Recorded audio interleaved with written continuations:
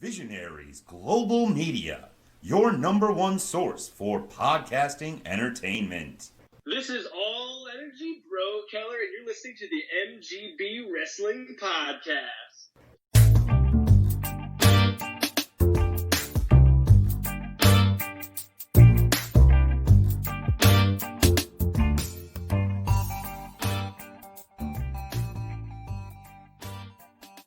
Today we have a bonus interview. It's Cool Kosh and Kyle. How are you doing, Kyle? I gotta say, I'm staying safe out here. I'm trying to be as cool and cautious as possible. So, Kyle, for people who don't know what the safety squad was, can you tell us what your role in the safety squad was? Absolutely. Safety squad is one of the, as it's quite literally said in the name, one of the safest squads in wrestling. And it was greatly founded by a Sir Tim Donst. I would be, if you would want to say, probably his right-hand man. So anytime he's taking a step, I'm watching what's in front of him. Anytime he's hopping in the car, making sure the seatbelt's buckled. Anytime he's eating, making sure my man has a napkin and he's not slipping on any spilled water on the floor. Now, we actually saw, by accident, we were looking for one. I must have clicked on the wrong button. I actually opened up Harlem Nights by accident. And we actually saw one of your matches. I'm trying to remember who you were tagging with. It was actually a four-person. Laney Luck was on your team. I want to say, I can't remember who else was in the safety squad that day. Now, you actually had the tape over your eyes, and I think Mason's forgot because this was going to be one. How did you manage to see with the safety tape over your eyes? That doesn't seem very safe. Quite on the contrary. It's actually a lot safer than you might think because you always have to, I cannot recommend this enough, you have to have eye protection. No matter what you're doing, whether you're sitting at your desk, on the computer, you got to have eye protection. You got to have those Blu-ray or blue light, whatever you want to call them nowadays. You got to have the glasses. If you're on your motorcycle, you got to have the glasses. When you're in the ring, you got to make sure everything's protected. So, of course, naturally, I had the eye protection. And I could see very well. It worked out nicely for me. I was able to move and operate as fluently as I possibly could with that on.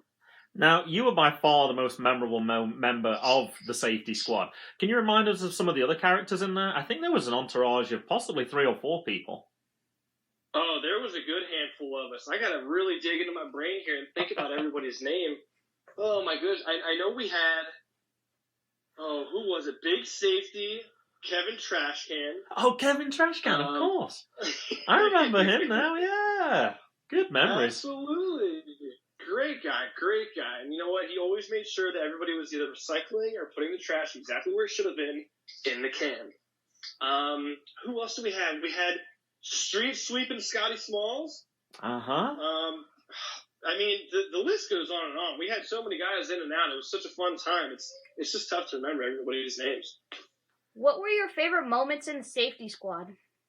Oh, man, there's one in particular. I remember Mr. Josh Fuller. He was really stepping out of place, and he was crossing over some lines in a match I know Tim Donst was involved in because I was out there with him, which, by the way, he very, very, very much so came close to tripping on some confetti when he was walking out from behind the curtain. So, thankfully, we don't have to worry about that with Nova Pro anymore, but I'm definitely keeping an eye on him moving forward in his other matches. But that Josh Fuller, he was doing some wild activities. We were down at the Jewish Community Center, and I was able to get my hands on him.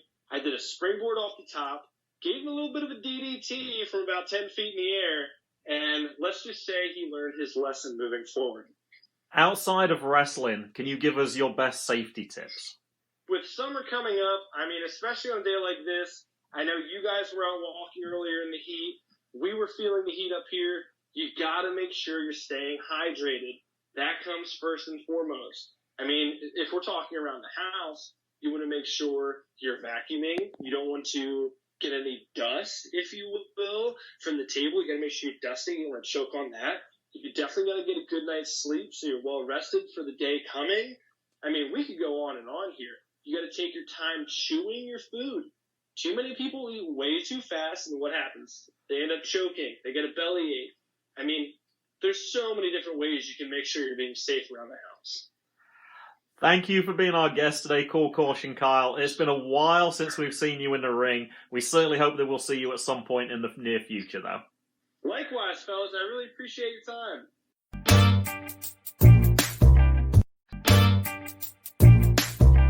Now, we already knew who match 5 was going to be ahead of time because we'd actually been given, the person next to us said, would you like to wear one of those vests, those safety vests? So we already knew that it was going to be Rickey Shane Page versus Tim Donst. So I'm going to steal your thunder on that one, Mason. All right, so last time we saw these guys, Tim Donst actually defeated Logan Easton LaRoe, and that was actually in the sink or swim match by disqualification. And the last time Rickey Shane Page was here, Eric Royal defeated him in Nova, Great Expectations, which was also at the Annandale Volunteer Fire Department. But that was last year, and if I remember correctly, I think he said it was March last year, so it was almost like a year ago. So we haven't seen Rickey Shane Page before. I think you remembered something about Rickey Shane Page there, right, Mason? He was in the 20,000 thumbtack match against Nick Gage, and now he's fighting Safety First. Now, that was at Beyond Wrestling, and if I remember correctly, our friends at the Blade Job show actually told us about that match as well a little bit, because I think they were actually there. Yeah. Now, perhaps you didn't realise he didn't actually fight in a 20,000 thumbtack match. I'm afraid that's fake news for you. Oh. So I learned something new here. Now, you're looking very puzzled at me right now, so I'm going to tell you, okay? February 28th, on Rickey Shane Page's Twitter feed, it says, I have a confession to make. In my thumbtack match at Beyond Wrestling, there wasn't 20,000. There was only 19,900. When opening the boxes, we missed a box. I'm ashamed of myself, and I couldn't go on telling this lie. So it wasn't that. Now, I don't know. How small is a box of thumbtacks? Well, I guess it's 100. 100 and I guess that does work then, doesn't it? 19,900. I guess a box of 100. So they must have found one empty at the end. If they did do that, the attention to detail is pretty cool. Because no one's going to count. No one's going to go, no, there's 16,000 thumbtacks there. Because you just can't judge that number. But that's kind of funny that they found that afterwards. Yeah, they actually admitted to that, so there's never been a 20,000 thumbtack match before. Oh, I'm not going to say that. As far as we know. I'm not going to say that, because it probably has. And Mick Foley talked a lot about his thumbtack. I think he's the person that he said did the first thumbtack match. Oh. Yesterday, so I learned that one, and he said he regretted it, because he actually got knocked out in the match, the Hell in the Cell match. Oh, he did? Yeah, and he actually said afterwards, he said to Undertaker, he's like, did I get, like, the thumbtacks out? Because he couldn't remember. And then he said, don't you remember? He's like, no. And he looked, he had 200 thumbtacks at his shoulder. So Mick Foley was apparently the first person that brought that over, apparently. All right, Rickey Shane Page. Let me tell you a few things about him, Mason, because we don't know him quite as well. He was the 2016 Tournament of Death winner, the 2017 King of Death matches, and the former, I guess it's CZW, I would have said CZW World Champion. So yeah, he's definitely an aggressive fighter. I don't know if you're familiar with death matches. They tend to be a lot more brutal. A lot more blood, barbed wire, that type of thing. Match. It's it's kind of a little bit more certainly more than WWE does right now. And who's he fighting in this? Safety First, Tim Donst. So that's an interesting dynamic straight away. All right, do you want to talk about this match?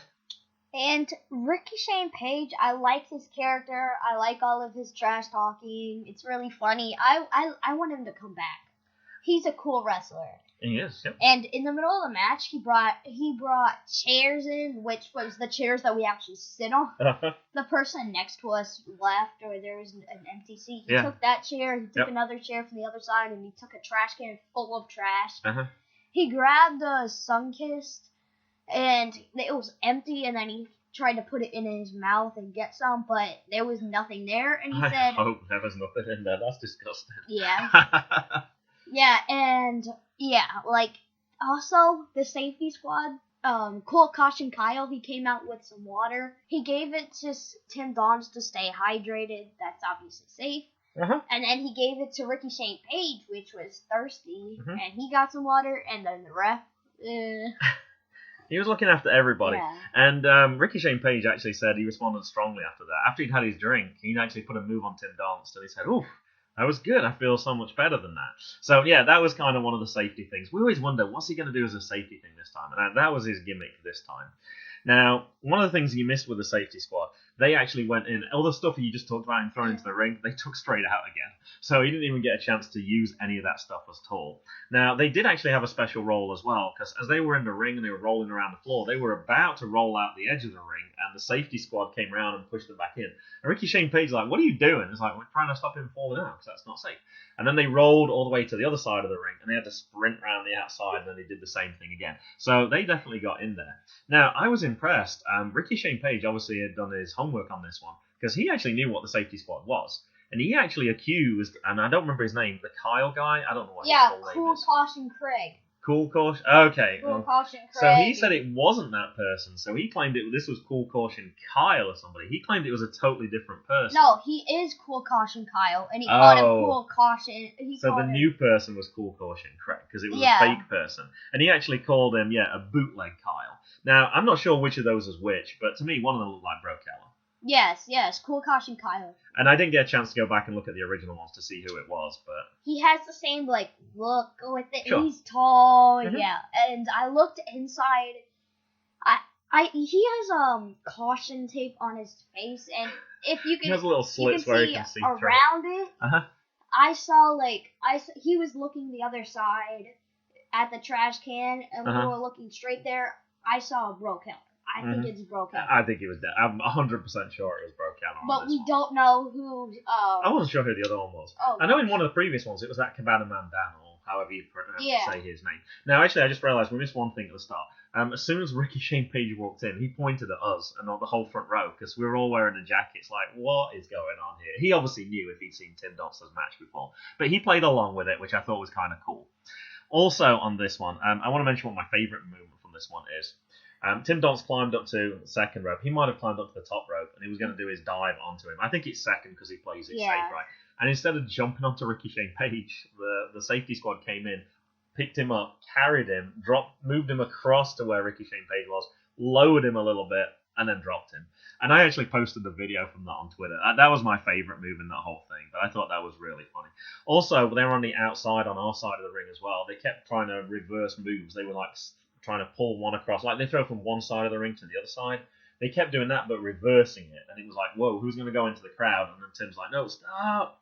Says, look, you see the tape? It says do not cross. So they did. They stopped and they went back into the ring and did their little thing. He did actually hit him with the trash can a little bit later as well. So there was two things. He threw it into the ring, but then it came out again. But then he did actually hit him with the trash can.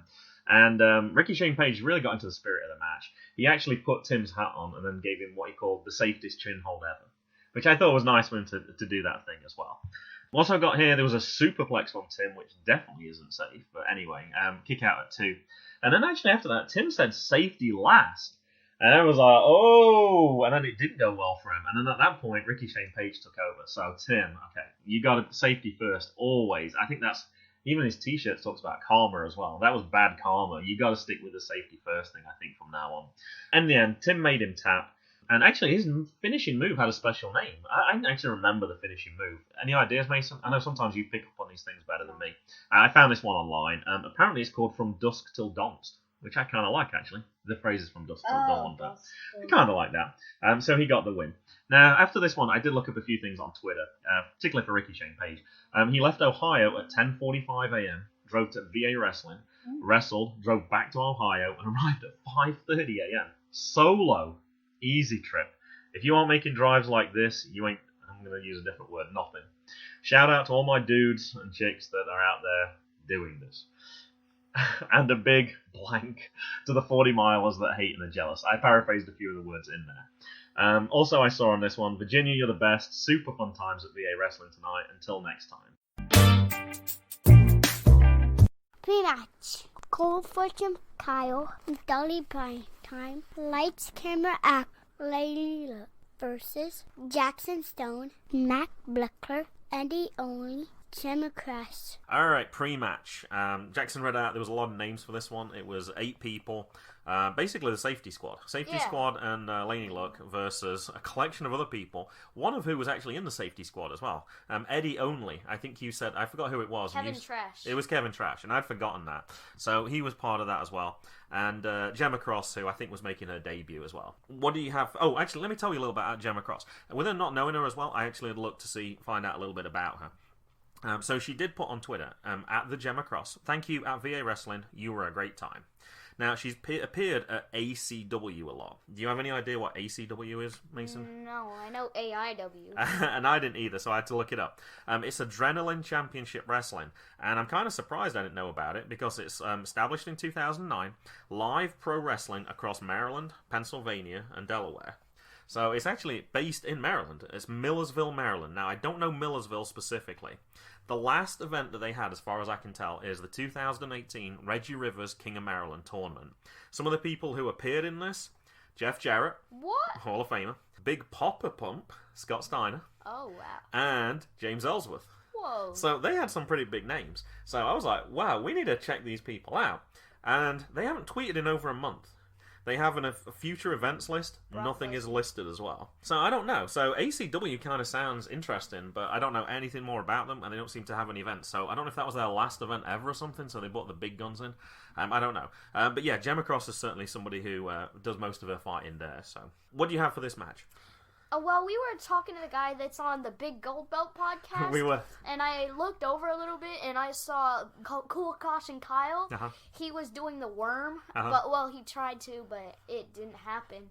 And like you said, it should be SAFE, like safe. No, you suggested that to me. Oh. I said it was WORM, and you were like, Yeah. oh, is it SAFE? And I was like, no, but it really should have been. I think that's something we need to let Cool Caution Carl know. I think that'll be a much better version for this. Now, on the one that you didn't see because you lost that as part of your punishment, he did actually get the worm in, and it was absolutely brilliant. It was on Josh Fuller. It was great. And actually, it was kind of a sad moment, actually, because that happened on the Saturday, and then actually his Scotty Too Hotty's teammate, Grandmaster Sexay, actually died the following day. He did? Yeah, that was part of his team. Oh, So we were soon to see him, too, weren't we? he was supposed to appear at the Potomac Nationals on August 24th with his dad, Jerry the King Lawler. No. So I don't. Obviously, they're not going to make announcements like that now. Yeah, Jerry's. This is his son. podcast. It won't happen for a while, and obviously he won't be appearing. Whether Jerry still appears, I don't know. Yeah, but his it's son and his cousin? It's pretty close. Yeah. So it was. Yeah, it kind of hit hard after seeing that. I don't have much for this one either, and the reason I don't have much is, like you said, we went to Big Gold Belt podcast, we got a picture, but also we needed to talk to Wheeler Yuta. He was on the side there. Having missed the last one, we picked up from the 1% merchandise stand our Deonna Purrazzo card, which she was good enough to personalise for you, and the Wheeler Yuta one. Which we didn't get personalised. Yeah. So we went across to him, and he was good enough to sign that for us. Yeah, we got a picture. And we got a picture as well. And, by the time we got back, we pretty much missed it. Do you have anything else? Otherwise, I have the conclusion for this. No, I just always think that Wheeler Yuta is Yuta Wheeler. And I have that same confusion. And some people say Wheeler, some people say Yuta. Now, I did notice on his card he put Yuta. Yes. So... And I always, when I hear that though, if you put me on the spot, I have to think, is that his first name or is that his second name? Because I do get confused. The only way I know now is it's alphabetical order. W comes before Y. So Wheeler's his first name and Yuta's his last name. So, but yeah, I always have that same confusion as well. Alright, well, the end of the match then was the Safety Squad and Laney win when Laney Luck pinned Gemma Cross with a German suplex at 8 minutes and 25. And I'm picking those up from the report that Kevin Ford filed for, I think it's PW Ponderings. So they've summarised the matches, and they tell you the conclusion of the match, and they tell you the time for that match. Now, there was some tweets as well after this match as well. At Laney Luck, I drove 12 hours to be at VA Wrestling because I love y'all so much. That's incredible that people... like I said, the traffic was brutal this weekend. Okay. And I think the Ugly Ducklings mentioned it took them 7 hours to drive from Philadelphia as well. She probably lost money on that. More than gas than actually earning. That's a lot of your time. Now, I'm sure they drive with other people sometimes as well, but that's still a long way. Yeah, and she gets murked, so... However... She also continued, I got to beat up at Jackson Stone, so thanks for that at VA Wrestling. And what's one more thing I got? Oh, Laney also tweeted to Jackson later, right after you throat chopped me, I kicked your face off. I'm sure someone has that on video. Now, at the time of recording, I haven't seen if anyone's posted that on Twitter, but if anyone's listening to this and they do have video of Laney kicking Jackson Stone's face off, I'd kind of like to see that as well, so make sure you post that. It's goodbye from me. And it's goodbye to me. And it's goodbye from them. Goodbye.